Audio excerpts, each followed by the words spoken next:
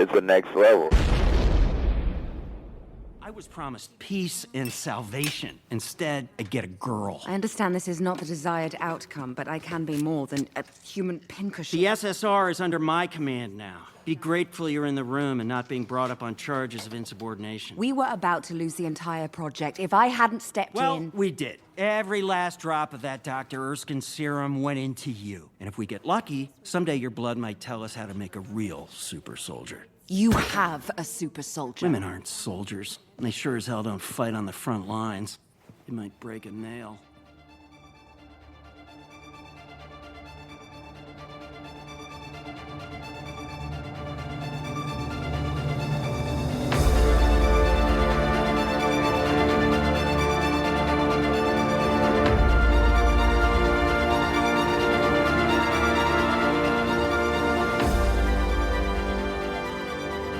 Hey, panelists, welcome back to the show. I'm Mark.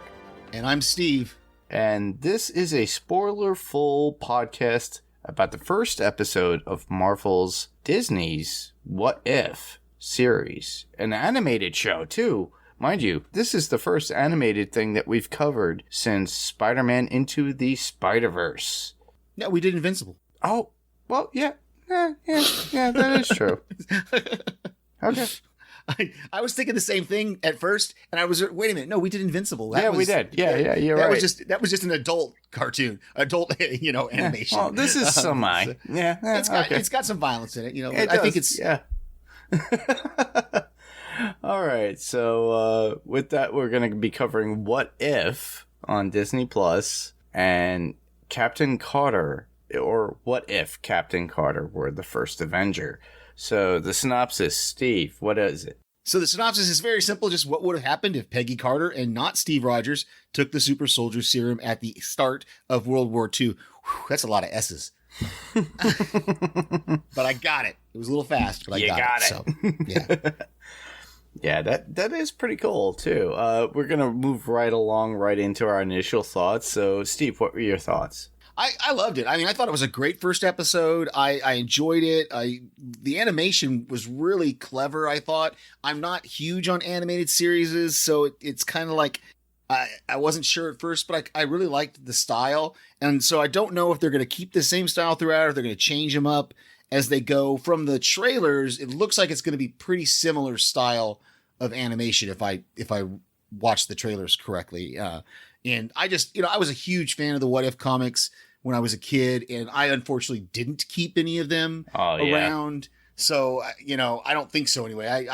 I kept a very low amount of my comics when I joined the Air Force. So yeah, I've got a few that are still in boxes and bagged and stuff from 30, oh my goodness. 20 years ago, probably. 30 years ago 30 now. Years ago. Oh, wow. 1989, man. So...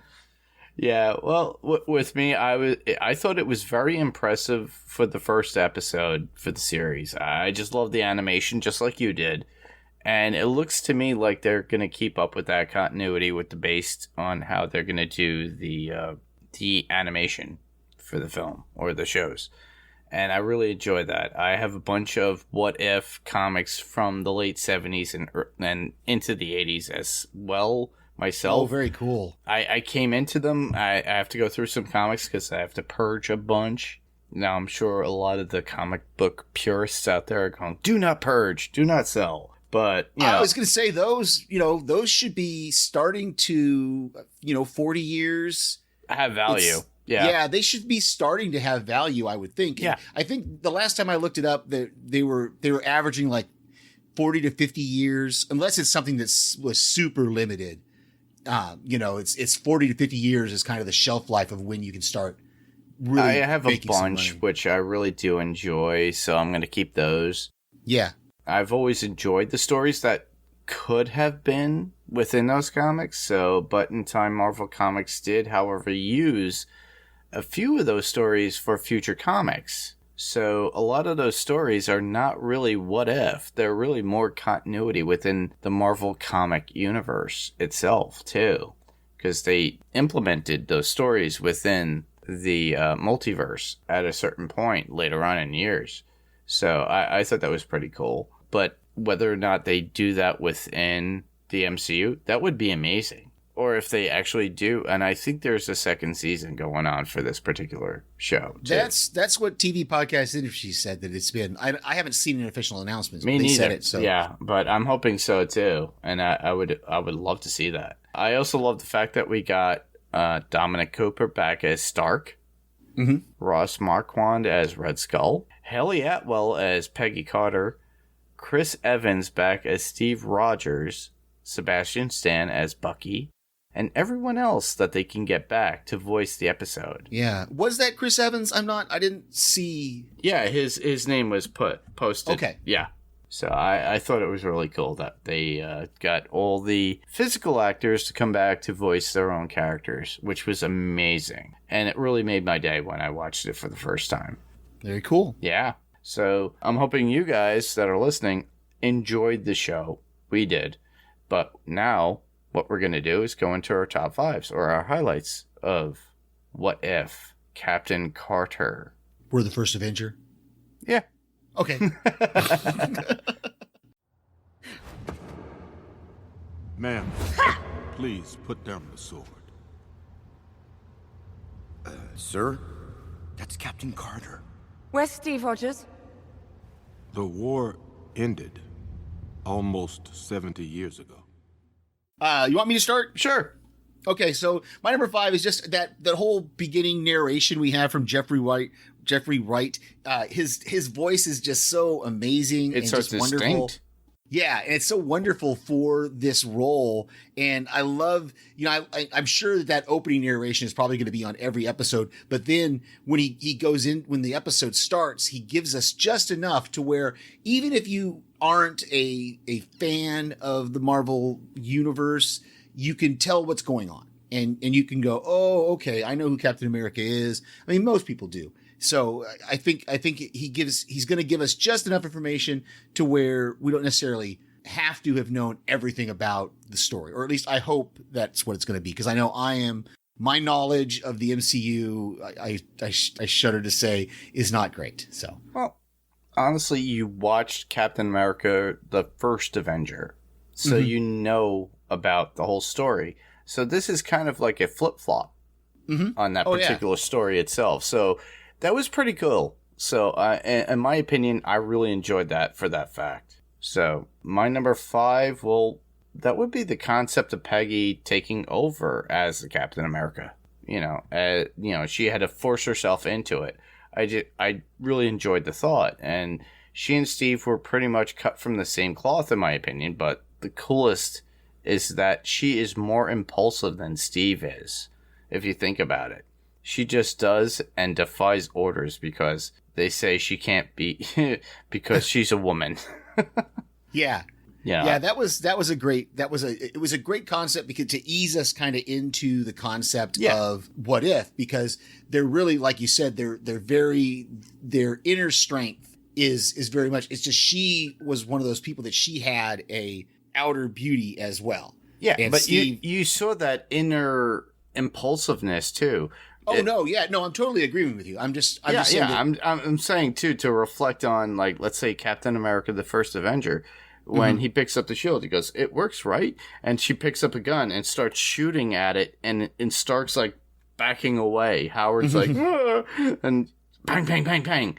That's how impulsive she is. So I think we start to see that more so within this episode, and I really enjoyed that. So for me, my number 4 is the moment that changed everything. And this is what had me, after I watched Captain America, the First Avenger, after watching the first episode of What If, what bothered me was the moment that the Watcher says, this is the moment that changed everything. It was when she decided not to go to the observation deck. And after listening to TV Podcast Industries talk about it, I kind of realized I was really just kind of overthinking it, because what I was stuck on was, I was like, because in the movie, she says, yeah, I'll go up there. And then you see her and a bunch of other people, including the saboteur, go up to the observation deck. Yeah. But in the What If timeline, she says, no, I'll stay here. And nobody else goes up to the observation deck either. So it's kind of like they all kind of took their cue from her. Yeah. Even the saboteur, that, oh, well, if she's going to stay, then the rest of us are going to stay. And that kind of bugged me a little bit because I was like, would that really happen that way? Well, it also makes you think, too, why wasn't Peggy killed?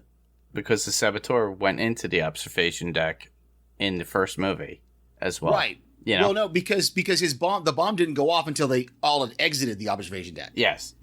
And because it was after the procedure. So this is what, like I said, this is what bugged me, but I really was just overthinking it was I was like, why would the saboteur change his plan? Why would he put his bomb in a different place? Why would nobody go up to the, I was just like, my head was just, and it was just, I realized too many I was questions. just overthinking. Yeah. I was just overthinking it and should just go with it. You know, hey, her decision not to go to the observation deck changed everything.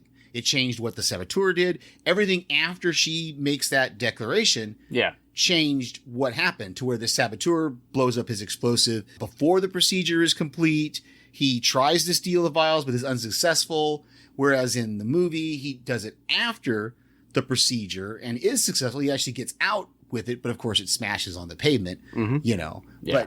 but so yeah, it just really, it was just a point for me that it bugged me for a while. And then I got calmed down when I listened to TV podcast industry. And then you watched it again.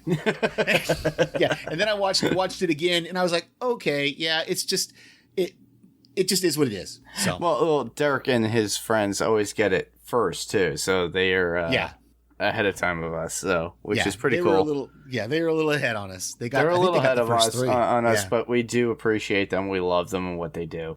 But yeah, I listened to it too, and a lot of my stuff as I was thinking, as I was watching the film too, or the show, I felt the same way. So I was like keying in and cluing in too as I was listening to after I first watched it, and I was like, oh wow, yeah, same thoughts. Wow, same thoughts. Okay, and then I moved on. It's like I'll have different thoughts though on myself too. That would lead me to what, my number 4? You're number 4. Yep. All right, that I like the idea of a Hydra Smasher that Steve got to use. Something Stomper. that Stomper. Okay, the Hydra Stomper, as it were. I said Smasher.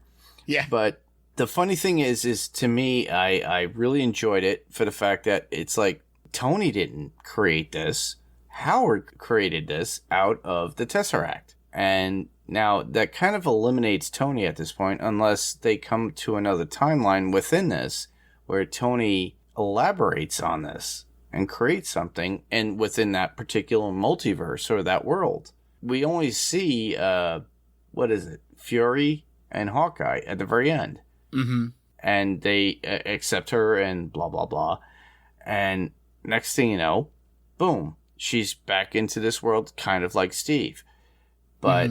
The thing is that I'm thinking it would be different if they made the story similar to Captain America First Avenger, if they did that, you know, if they literally just made Steve a sideline character, kind of like Peggy was. If he didn't have the Hydra Stomper, and all he was the romantic, like, love interest or whatever it is for the show itself. I think it would have been a retelling of the story, but in Peggy's shoes, if that were the case.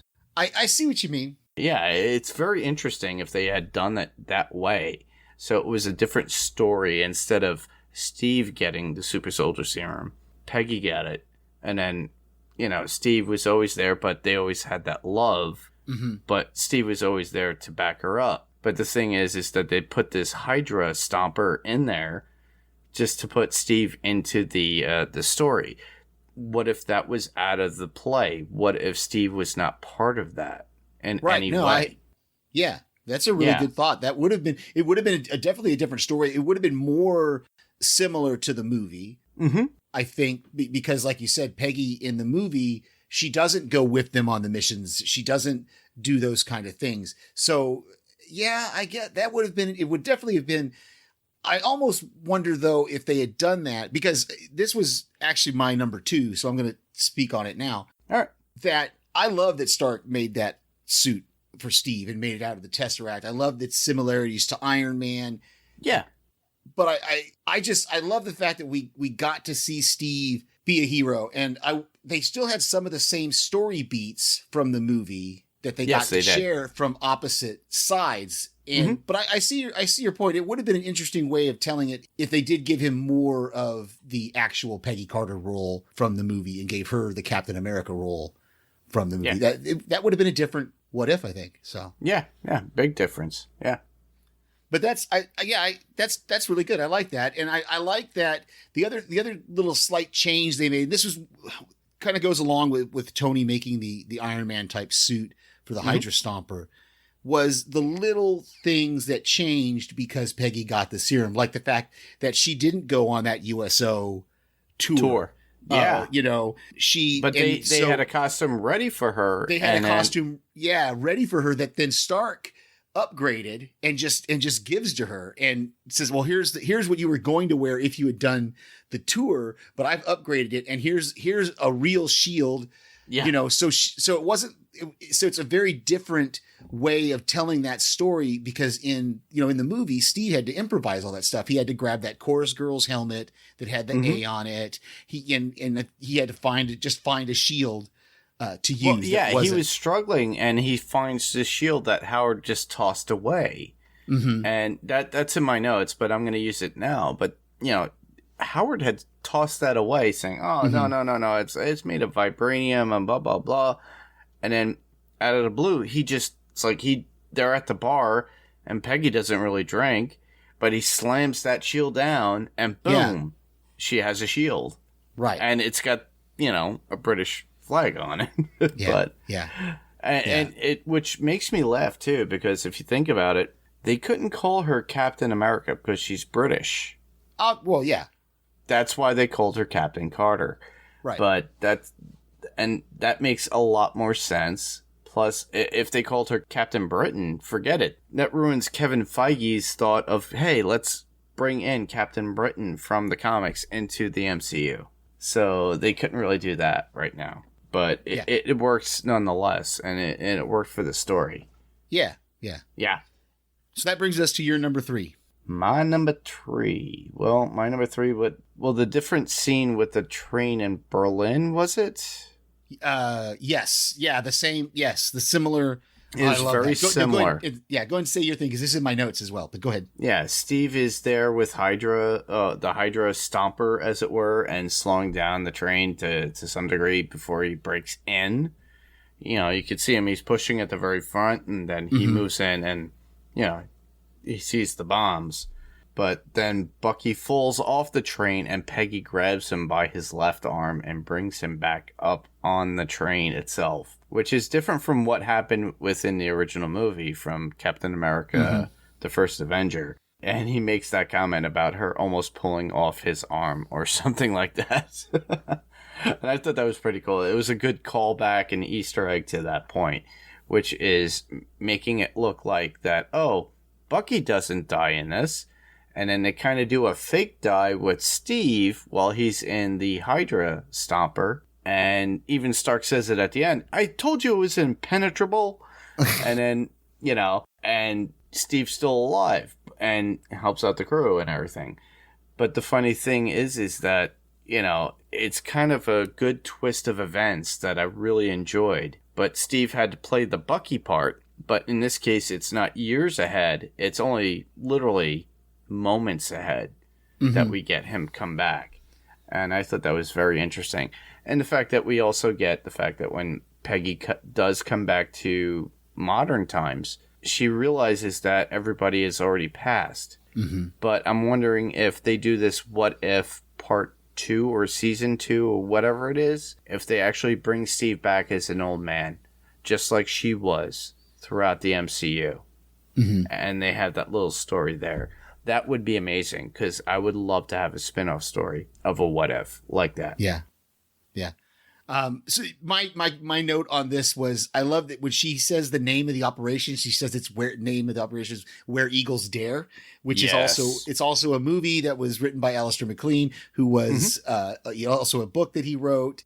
And my dad, before he passed away, for his whole life, was a huge fan of Alistair MacLean. I remember reading Alistair MacLean books with him reading and us having that to be able to talk about. So as soon as I heard that reference, that just got me very nostalgic about my dad. So Same here, too. It was really cool to see that. So yeah, and also Iron Maiden actually has a song called Where Eagles Dare, based upon the movie and the book. Nice. Yeah, so it's pretty cool. As soon as I heard that, I'm like, oh my god. All I could hear is the drum roll from Nico McBrain. Yeah. It was pretty cool. Yeah, and that was the first thing I thought. And I just loved the idea. And that was a really great title, too, for the project. Yeah. So I guess it brings us to my number 2, kind of. And we've talked a lot about my stuff already, but let me see. I love the callbacks that we had to some of the other movies. The episode, the moment of her punching the punching bag, similar to what we got Steve in, which it was Avengers or one of the movies was with him doing the punching bag and punching it off the thing. But then, they add to it with her throwing the weights against the wall and into the wall. That was great. I love that when she rescues the 107th, we get a very similar, almost shot for shot after she rescues them of Steve. She breaks down that door, like in the movie, Steve is leading with shooting his gun and she's doing the same thing. I just love that. Those little things that they did that were callbacks to the movies and moments and especially from just the Captain America series. It was really great. Oh, definitely. Yeah. And kudos to the artist, though, too, for that particular scene when she kicks up. I forget what she kicked up. Was it a weight? The weight. The weight, yeah. It was that weight. She kicks it up just like Cap does with the shield. So it's really cool. Yep, exactly. Yep. And with that, it's kind of reminiscent. But the funny thing is feet. They actually depicted feet properly. Unfortunately, Rob Liefeld, who is a comic artist, has been noted in years, and all these years, and everybody makes fun of it, has never been able to depict feet properly within comics. Oh, so okay. He tries to avoid it, so I think he cuts it out. But I thought it was great that we saw that, and it was pretty cool. I really enjoyed it, and that scene was really cool and very reminiscent of what we saw before. And like you, I did take that as like, oh, okay, that happened in this particular movie too as well. I really enjoyed it. So we're at your number 2. My number 2. All right, well, Peggy's first experience with the Shield on a mission, and she says, "Where have you been all my life?" And I just love that quote to the Shield itself, which is so funny. So I just loved how she took out all the Nazis within the scene. The one that attacks her in the end, a little pompous, but there was no blood within this episode, if you think about it. Yeah, so, we didn't see even when Red Skull gets squished, but exactly. So it was a little tamed, but I'm okay with that. I really enjoyed it nonetheless, because you would think it's animated, in a lot of families out there want to watch it together, and you don't want little kids seeing that. So even when she broke the guy's leg, you didn't see something that was like a fracture or something like that coming out, or and blood spewing out, or when his face hit the ground where it broke, and then you see blood there. So, but the violence was still there when it was needed, and I really enjoyed that. Yeah. So my number 1 is the assault on the castle, that assault on Red Skull's castle there at the end. I love that it's a completely different kind of scene from the movie, or there's a similar scene in the movie, but it's really different. And of course, the whole plan is completely different than Red Skull is doing, because he's trying to use the Tesseract to draw in some huge creature. But I love that the moment the creature comes out, he just gets squished and Stark goes, "Whoa," I thought that was great. And the discovery of, again, you've already talked about, of Steve being alive and getting back in the suit. I loved it. It made me cheer, man. And because I love the chance. I love the fact that he got to be a hero, but I also understand your point from earlier. I love when Peggy grabbed the sword and started cutting it up. And then at the end, of course, when she comes out, she's still got the sword in her hand. Seeing Steve and Peggy fighting, side by side again was just really, really cool. And, of course, until his battery runs out. But yeah, exactly right. yeah. There was just enough humor. It's one of the things that I've said before that Marvel does really well, is mixing the humor with the drama. They do. And did you see the comparison between like Wonder Woman and Captain Carter with the shield and the sword at that point? Oh, that's it. I know. It didn't even dawn on me, but you're right. That was the first thing I thought of. And I'm like, you're right. Is this like trying to say Black Knight? Because for the longest time, the MCU has been trying to incorporate the Black Knight, but we have not. We've only heard, like, we've already spoke about this in previous podcasts when we were talking about the movies. But with this one, it kind of gave me a reminiscent of Wonder Woman because, and what was it, Batman versus Superman? Mm-hmm. Wonder Woman comes out, she has a sword and a shield. So now Peggy, as Captain Carter, has a sword and a shield. And she comes out even after through that warp or whatever that time warp was, and present day, and she still has it. So I'm wondering if that's going to be a continuous thing. That'd be cool. Yeah. Cool. All right. That leads me to my number one. That would be the ending where we get Captain Carter show up in front of Fury and Hawkeye coming out of the time warp. But it's basically present time, or the time when Cap in the original or originally came out within New York. You know, he was thought out, but in this case, Peggy kind of warped in. But almost like Loki did from the original Avengers film because they were using the Tesseract.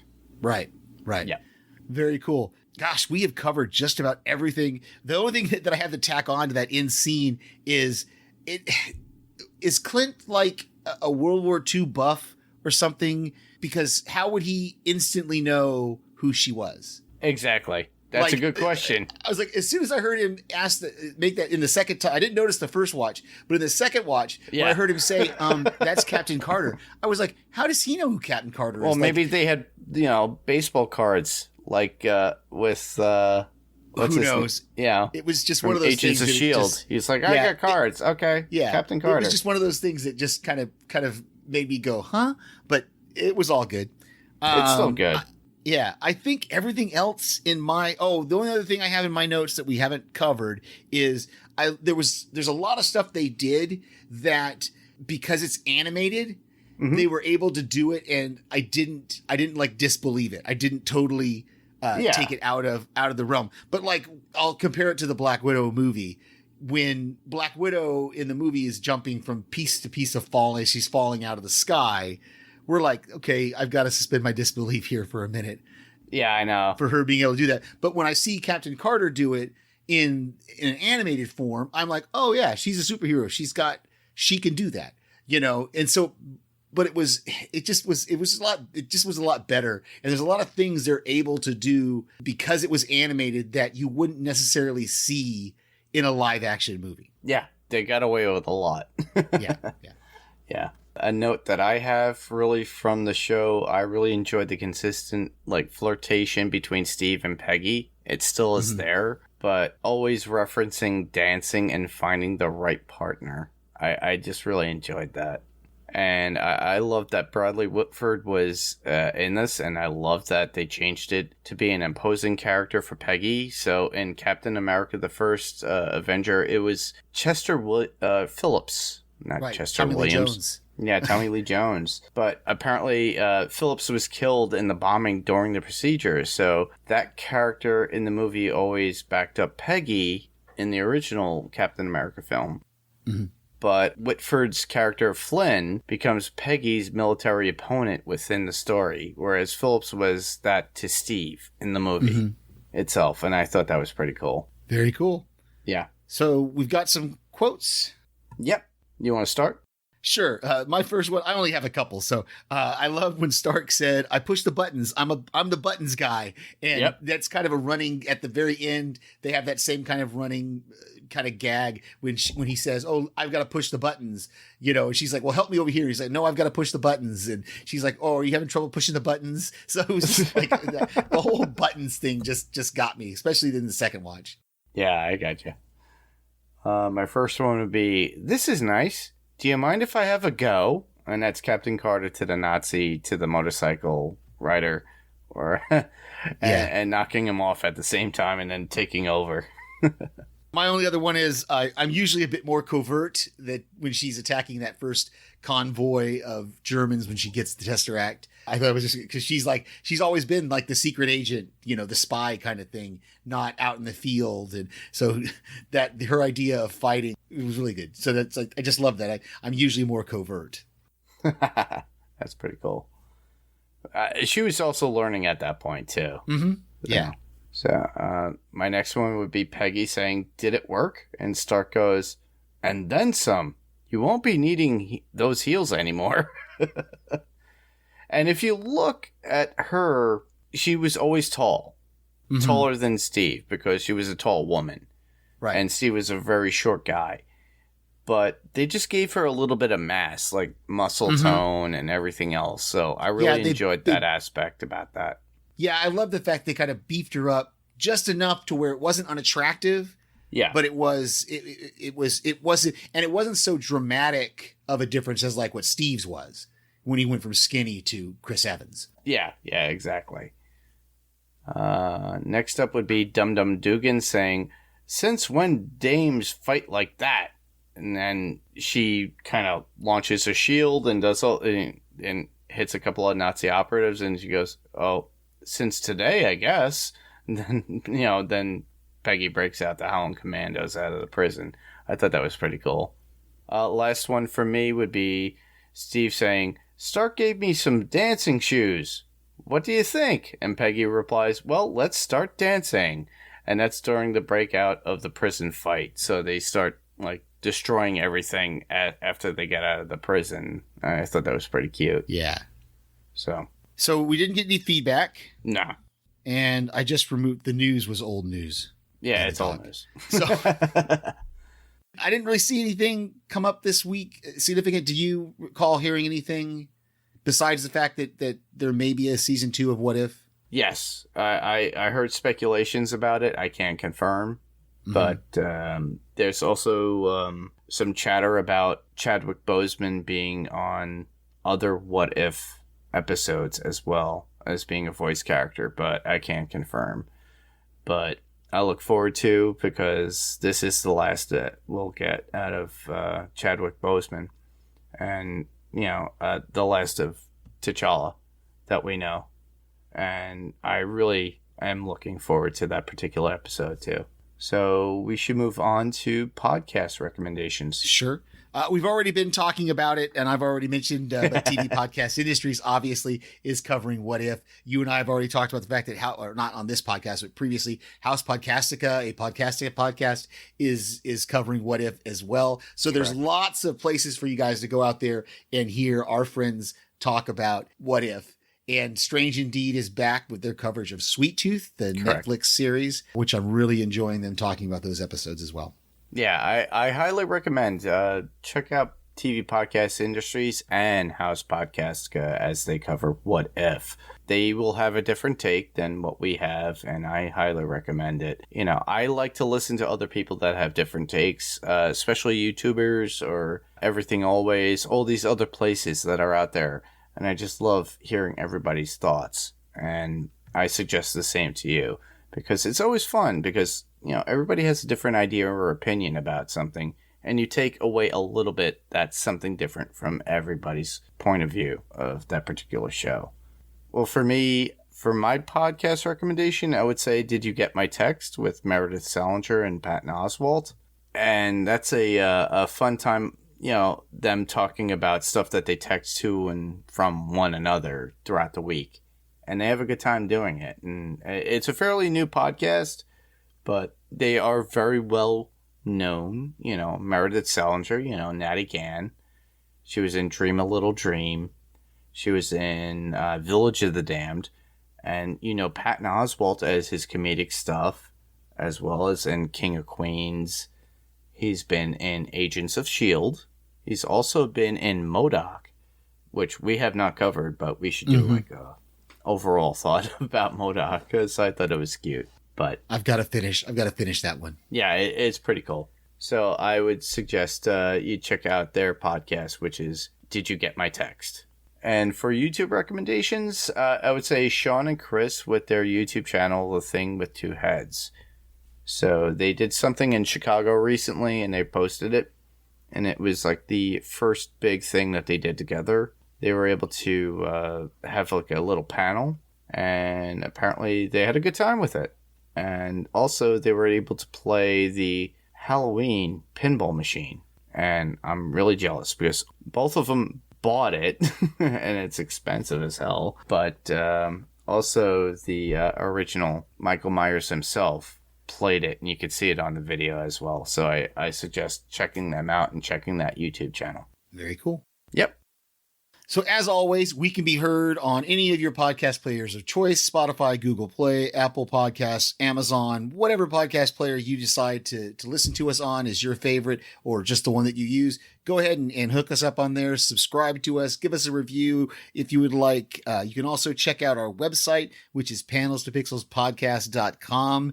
You can submit your theories and feedback to our Facebook group, which is just facebook.com/panels2pixels. We have an email address, which is panels2pixels1@gmail.com. That's panels2pixels1, the TO spelled out right there in the middle, and the number 1@gmail.com. We are also on YouTube as the Panels 2 Pixels podcast. So give us a thumbs up, subscribe to our channel there, and check us out. Next week, we will be back with the second episode of What If? Correct. And where else can listeners hear us? Well, I could be heard on Adrenaline Cinema Podcast and the Pyrocore Entertainment Network, and we cover action films, adventure films, thriller films, and suspense films. So after you hear this particular episode, you'll probably be hearing me on Adrenaline Cinema Podcast with my friend Jerry, and we're going to be covering Planet of the Apes from 1968 with Mr. Charlton Heston. So check that out when it's available. And leave your comments there if you can. Very cool. Yeah. I send voicemails to various friends of our friends' podcasts and others, other podcasts that I listen to that take voicemails. Hopefully, I will be on the Wilhelm. Thank you. I just blanked. Ben and I are trying to schedule a time next week to talk about war movies, American badasses, or war movies. So. Check us out from that, or be looking for that in the coming weeks. Awesome. Well, that was our coverage, and that was our episode 156 of Panels to Pixels, and our coverage of What If Captain Carter. So I just want to thank everybody for listening. I'm Mark. And I'm Steve. And this was Panels to Pixels, and we'll see you on the next panel. Good night, everybody. Good night.